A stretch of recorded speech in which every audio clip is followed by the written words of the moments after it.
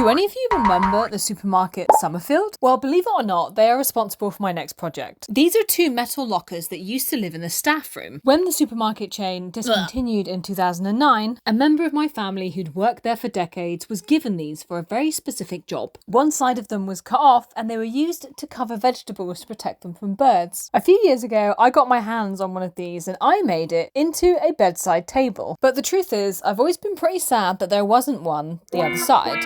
So you can imagine my delight when I found out a few months ago that my sister had one on her allotment and I convinced her to give it to me. Now this second one is in pretty bad shape. It was nowhere near this bad when I did the first one. So I'm going to have to clean this up. It's full of rust and I'm going to try a new product that I've not used before. I got a paintbrush and slathered it on. It absolutely stinks. So I took this outside so that I can still breathe because I like breathing. So excited to see this number pop. I'm going to give it a few hours to do its magic and come back and see if it's worked. Did you know that you can put a sanding pad onto an angle grinder? I started with some wire wool to rub it down, but do make sure to wear a glove because you will prick your finger. Ow, I told you not to do that. I'm not sure what's on here, but I think it might be old plaster. Ooh, look. I also tried to take it off with a wire brush and it was taking forever. And I was about to have a full-on tantrum, so I took myself inside for a little chat. And when I came back out, I was no longer messing around. So I attached a sanding pad to my angle grinder and I just sanded these sharp bits off. And in the process, managed to take off most of the grime. Although it was a bit heavy-handed in some areas. But that wasn't my only problem because this was also bent, which is why you saw me deadlifting my own body weight yesterday. I know I'm pushing my luck, but I have this bunch of random keys and I thought I'd just check if something fit. Well, of course none of these fit. That's not how keys work. Both of these cages are now prepped and ready to be spray painted. Do you find that when they make things child-proof, they sometimes make them adult-proof too? I can't tell you how long it took me to work out why this didn't spray because I'm embarrassed. Now the metal's prepped, I'm going to go in with a primer. Some of you asked me how this spray can handle actually works. It's just a plastic lever to help you press the button easier. I realised today that the risk of attack from a stationary object is very low, but not zero.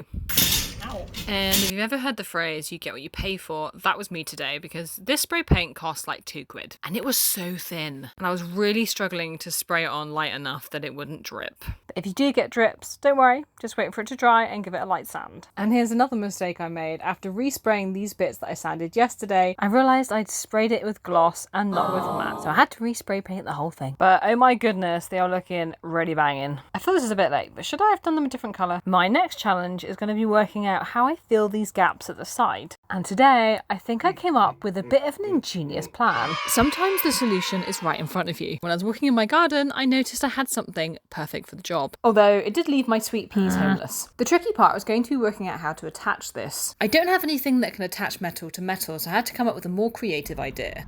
Nom nom nom nom nom nom nom nom. I sprayed both of these pieces together to save on spray because I'm a savvy queen. I had to straighten out a lot of the metal and really I should have done this before I sprayed it. I noticed this gap at the top of the cage and I'm going to insert the metal into here by snipping off the edges and sliding it in. And when it came to doing the other side, I realised that there was actually no gaps. So I had to get my angle grinder out to create them. The gaps that I created weren't thick enough so it wouldn't go in.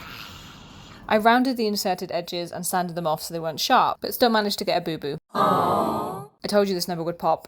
But now these are done, I have a new problem. How am I going to create another wooden top when I've completely run out of wood? But you know who that's a problem for? Future Emma. She solves everything. Here's the thing, I made this first one from some leftover worktop years ago. And at the same time, I made a breadboard. I really wanted them to be matchy-matchy. So basically, it doesn't know it yet, but my breadboard is about to be sacrificed. If you listen very carefully, you can just about hear it screaming.